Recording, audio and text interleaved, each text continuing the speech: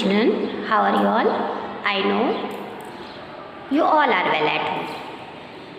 मैं अनीता घोष आज आप लोगों का कहानी लेखन का दूसरा पार्ट पढ़ाऊँगी। यानी कहानी 3 आधारों पर लिखी जाती है, एक चित्रों के आधार पे और एक संकेत के आधार पे, और तीसरा जब मैं आपको एक्सप्लेन करूँगी तब बताऊँगी।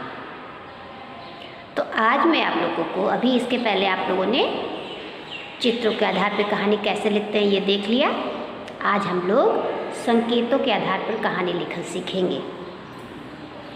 तो सबसे पहले आप ये जान लो कि ये जो मैं आपको बता रही हूँ कहानी लेखन, या और भी आगे जो भी बताऊँगी वो एक्टिविटी के आधार पे आपको बता रही हूँ कि ये सब आपको सीखना है और करना भी है। तो मैं कहानी स्टार्ट करती हूँ। संकेतों के आधार पर कहानी कैसे लिखी जाती है। अभी देखो यहाँ पे कुछ सेंटेंस लिखे और बीच में खाली जगह है। अब इनको देखना है आपको और इसके आधार पे आपको कहानी लिखनी है। इसमें लिखा है सांप से सभी मोगली बन के जीव जंतुओं का विषैला सांप समझकर डरना। फिर ये पूरा खाली स्थान है। फिर सांप का हाथी से सहायता मांगना लेकिन निराश मिलना। फिर ये खाली जगह है सांप द्वारा खरगोश की मदद करना।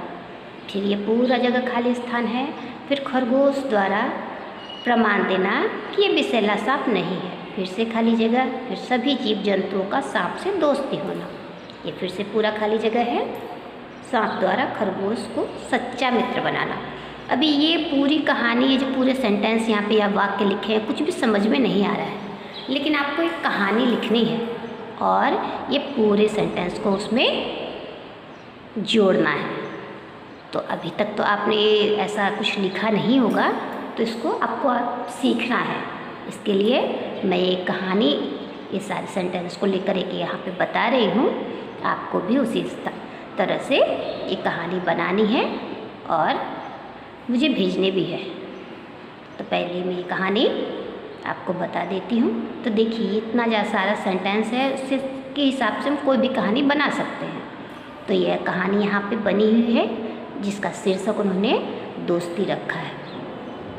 अभी देखिए सांप से सभी डरते हैं, हमें पता है, हम तो डरते ही हैं। बहुत कम लोग हैं जो सांप को पकड़ लेते हैं, लेकिन ज़्यादातर लोग सांप से डरते हैं।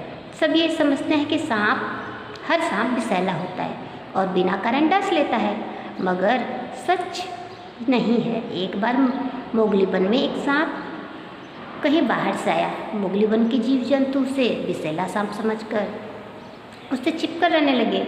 सांप सबसे दोस्ती करना चाहता था, लेकिन उसे देखते ही मोगली वन में भागो का कोहराम मच गया। क्या हो गया कि हम लोग सभी कोई सांप से डरते हैं और यही सोच के उसको जानते हैं कि वो विषैला होता है, हमें डस लेगा, इसलिए हमेशा दूर दूर भागते रहते हैं। और मोगली वन में जब एक बाहर से सांप आया तो सब उसे विषैला समझकर इधर उधर भागने लगे, जबकि वह सबसे दोस्ती करना चाहता था।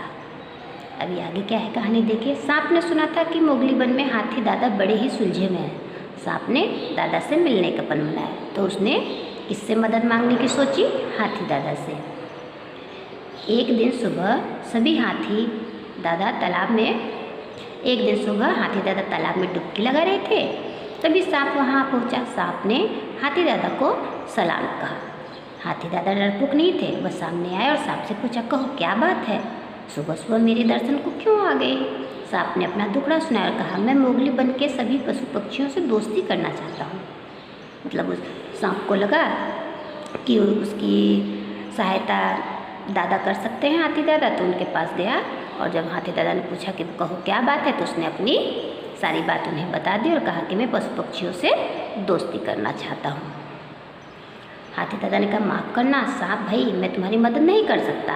अब क्यों नहीं मदद कर सकता, देखते हैं। सांप निराश होकर चल दिया। सांप को रास्ते में खरगोश मिला जिसको एक नुकीली चीज़ चुभ गई थी। सांप ने देखा, उस नुकीली चीज़ को बाहर निकाल दिया। खरगोश ने सांप को शुक्रिया कहा।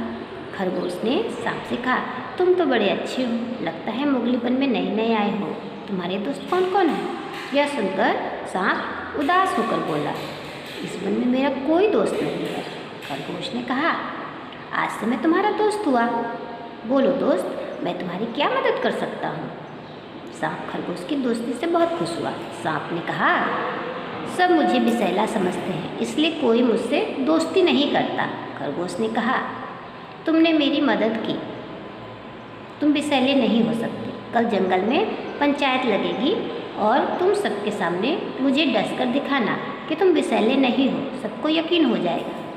मतलब कि जब हाथी दादा ने जब उसकी मदद नहीं की तो जब जा रहा था तो रास्ते में उसे खरगोश मिला जिसके पैर में कुछ चुभ गया था और सांप ने उसे निकाल दिया और तब से उन दोनों की दोस्ती हो गई।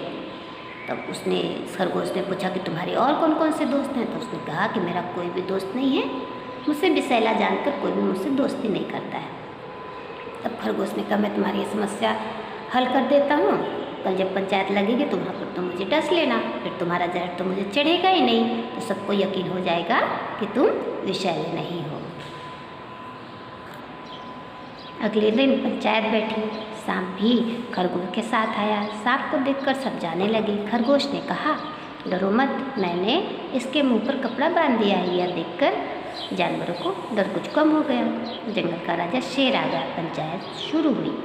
खरगोश ने कहा, राजा जी, यह सांप विषैला नहीं है, इसलिए इसे मोगली वन में शामिल किया जाए। शेर ने कहा, तुम्हें इसका प्रमाण देना होगा। खरगोश ने सांप का मुंह खोलकर अपने को डसने के लिए कहा। सांप ने खरगोश को डसा, लेकिन खरगोश को कुछ नहीं हुआ, वह भला चंगा था। अब सभी को यकीन हो गया कि यह सांप विषैला नहीं है। सबने सांप से दोस्ती का हाथ बढ़ाया। सांप की खुशी का ठिकाना नहीं रहा।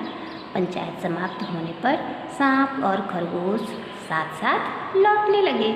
सांप ने खरगोश से कहा, सबने प्रमाण मिलने पर मुझसे दोस्ती की, लेकिन तुमने विश्वास के बल पर मुझसे दोस्ती की। तुम्हारी दोस्ती बेमिसाल है, मैं तुम्हारे प्रति हमेशा कृतज्ञ रहूँगा। मतलब कि जब पंचायत जब बैठाई गई तब सभी उससे डर के भागने लगे, परंतु खरगोश ने कहा कि नहीं नहीं, ये जो है विषैला नहीं है, मैं इसका मुंह खोल देता हूँ। तो राजा ने कहा शेर ने कि तुम्हें इसका प्रमाण देना होगा। फिर सांप ने खरगोश को डसा, लेकिन खरगोश को कुछ नहीं हुआ, जिससे सबको यकीन होगा कि वह सांप जो है विषैला नहीं है।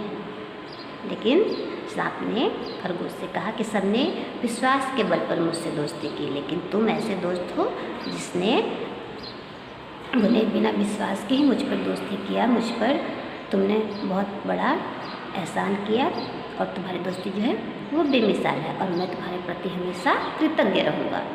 तो उन दोनों की दोस्ती हो गई। जंगल में जितने सारे जीव जंतु थे सबसे सांप की दोस्ती हो गई। इस कहानी से हमें क्या शिक्षा मिलती है कि सच्चा मित्र वही है जो आपकी मुसीबत में आपका साथ दे और आप पर विश्वास करे। कैसे ऐसे ये साबित होता है कि जब खरगोश को कांटा चुभ गया था तो उसकी सहायता सांप ने की थी। तो सच्चा मित्र वही होता है जो आपकी मुसीबत में आपका साथ दे और आप पर विश्वास करे। तो थैंक यू बच्चों। देखिए आप लोगों ने कहानी अभी संकेत के आधार पर पढ़ी है या समझी है। यहाँ पर जो भी संकेत दिए गए थे उसका प्रयोग इस पूरी कहानी में किया गया है। तो इस तरह से संकेतों के आधार पर कहानी लिखी जाती है। तो आप भी ऐसी कुछ कहानियाँ लिखने की कोशिश कीजिए और मुझे आशा है कि आप लोग ज़रूर ऐसा कर पाएंगे। घर में रहिए, सुरक्षित रहिए। नेक्स्ट वीडियो में मैं दूसरी तरह की कहानी आपको बताऊँगी। Thank you.